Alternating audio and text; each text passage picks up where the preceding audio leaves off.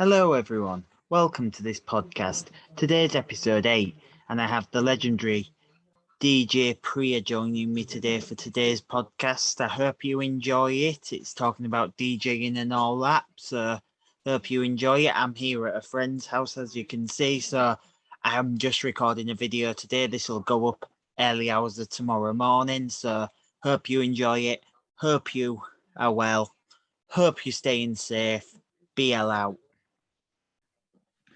I'm Hello, ready. everyone. Welcome to another podcast. How are you doing today? Right. How are you doing today? Right. Let's crack on, shall we? As you know, each week I have a guest to talk about their career or job. So let's crack on with this week's guest. It's the one, the only DJ Pryia. Hello, Pryia. Welcome along. Hi, Ben. Thank you very much for inviting me. It's an honour. Pleasure. Sorry. Oh, that's very, very nice of you. Thank you. It's nice to speak to you finally as well. How are you today? I'm very well, thank you. I'm nice and relaxed because my other job is a primary school teacher and we're on holiday at the moment. So it's a very chilled Easter break for me. How are you doing? Getting there slowly but surely. We'll all get there in the end. Yeah, definitely. Yep. So let's crack on, shall we? 5 questions, if that's okay. That's fine, yes. You ready to rumble? I'm ready to rumble. Let's go for it. Let's just go for it anyway then. Question 1. How did you start your DJing career? Okay, right. Well, I used to go out a lot when I was younger, pretty much every day of the week. And at that time, there were a lot more people going out and many more club nights during the week. And I used to go to the Welly Club a lot, and a few of my friends DJ'd at the time.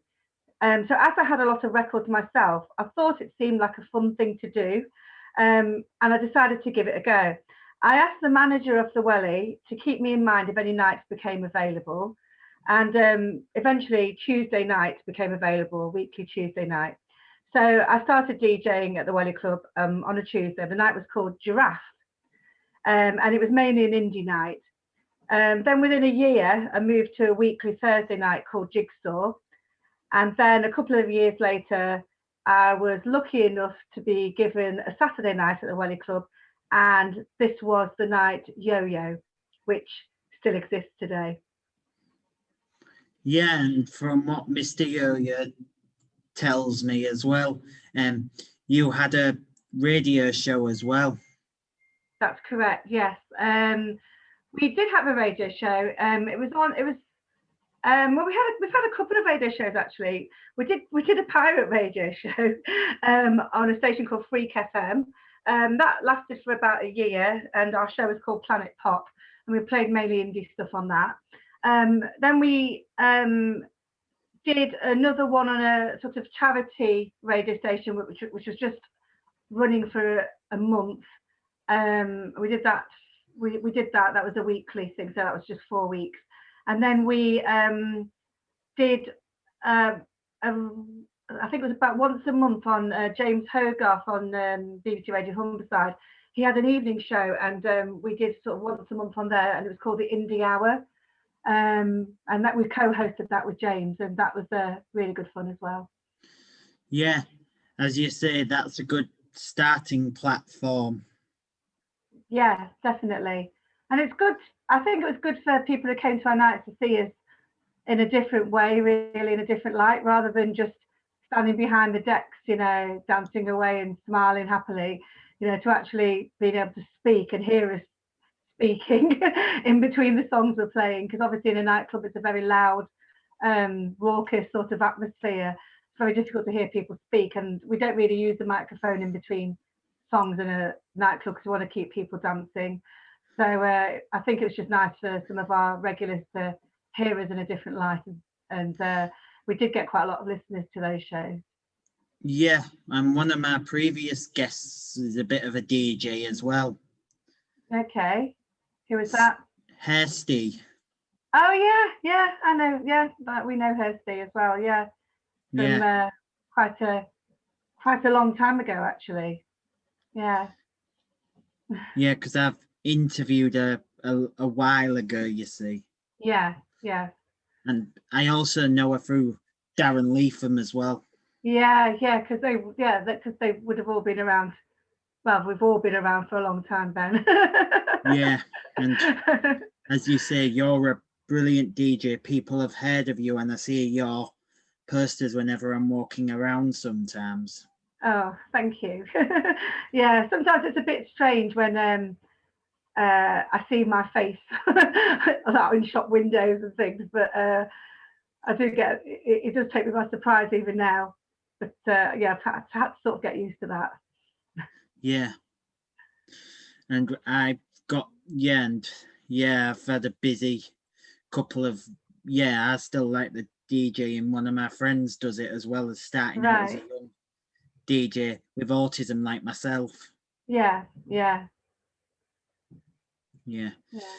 Ah, Question 2. What is your okay. greatest achievement so far in your career? Okay. Well, I think probably it's still being seen as a successful indie DJ in Hull after so many years. And also, if I can have two reasons, also being a female DJ in a very male dominated profession, because there aren't many female nightclub DJs. And I think that I've managed to hold my own, and people have come to my nights regardless of the fact that I'm a woman, it's not bothered them. But when I first started, a lot of people would come to my nights not realizing that DJ Pryia was a female name. And sometimes they'd come up to the DJ booth and I'd be standing there and they'd say, well, where's the DJ? And I'd tell them, well, I'm actually the DJ, but they'd get quite surprised about that. So it was very different back then. I think these days it's not such a big issue, but back then it really was. So I think I'm very proud about that as well, being a female DJ in a male orientated job. And also the fact that I've managed to keep DJing for so long and people still seem to want to come to my night. Yeah, and that's brilliant, and it's a great achievement to have in your career so far. Thank you. Thank you. Question 3. What is your favourite part about the job? Well, it's got to be seeing all those people on the dance floor enjoying themselves, dancing, go nuts on the dance floor when I DJ. That's what I really like, because that atmosphere that's created is just fantastic. It puts me in a good mood to see everyone else having such a good time. Yeah, brilliant. And we can't have a good time at the moment, which I'll come on to in the next question, due to you know what. Everyone knows by now. We do.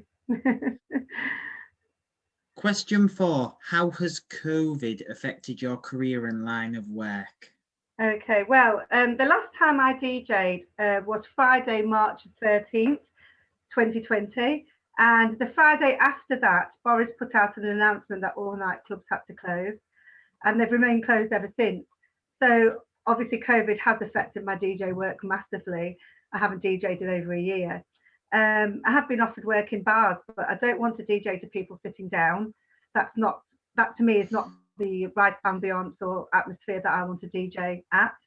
However, there is light at the end of the tunnel with the government's roadmap, which proposes that nightclubs will reopen on June the 21st.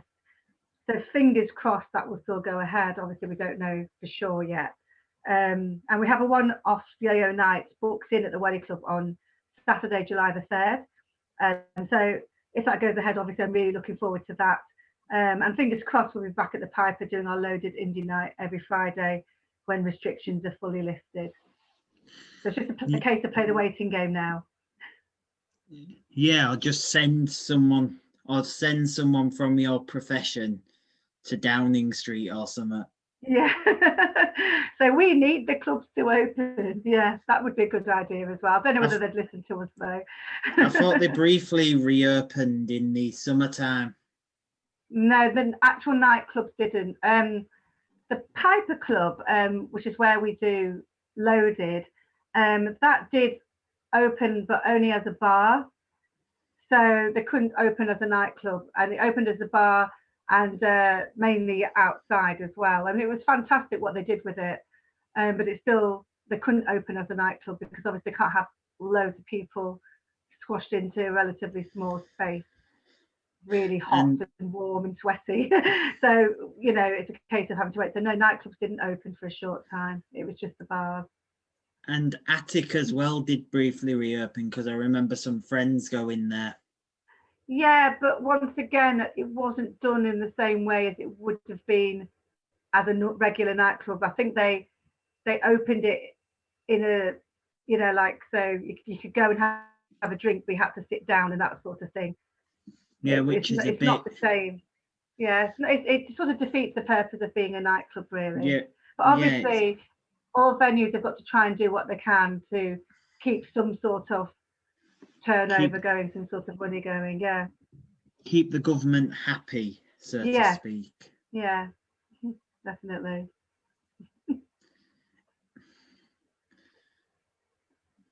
Question 5 and the last question on the list.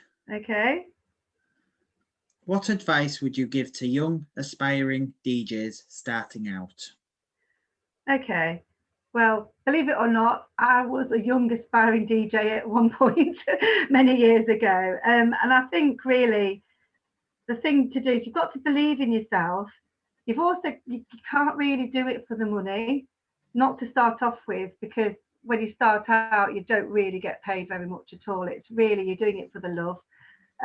And you have to try and get established. You really need to, do it because you want to give people a good night out. You can't just play your favorite songs, which is something I realized very early on.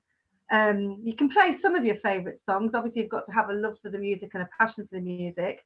But you also need to listen to what the people who come to your nights want to hear. But you still need to stick to mainly what you like. Otherwise, you're not doing it for the right reasons. So there's a few different things to think about there. The night has to have a style of music, but you do need to be prepared to adapt this according to current trends or who's at your night. But don't change your overall feel of the night. That's what I would say. So, for example, if you're an indie DJ and someone asks you for an R&B track, I would probably say don't play that at your night, because it would, just to please one person, you're going to upset a lot of other people and it won't fit in with the theme of the night. But obviously be nice to that person and explain it's not that sort of night, maybe go to another night that plays that sort of music. That's what I would do. I'm always very nice to people. I try not to be rude unless they're rude to me. Then I might be a little bit rude. But yeah, in terms of being young and aspiring, I think definitely you've got to do it for the right reasons. You've got to want to give people a good night out, and you've got to have a love and a passion for music, whatever music it is that you're into. If ever you need an announcer, I'll come along and be it. Oh, will you now? Thank you, Ben. Thank you very much for the offer. I might bear that in mind, actually. If you need a live events announcer, I don't mind, to be honest. Oh, okay. Thank you. That's very kind of you. That's very kind of you. I will bear that in mind. Right, that's it for today. Okay. Pryia, I've really thank enjoyed. You very much. Sorry. Thank you very much for joining us here on the Chatterbox podcast. But for now, please give it up for the legendary DJ Pryia. Thank you very much for listening. And that's a wrap. That was my interview with the legendary DJ Pryia. So I hope you enjoyed it.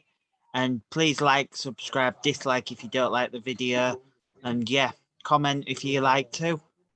Much appreciated. Just be honest with me. BL out. Join me for the next one. BL out. And that's a wrap.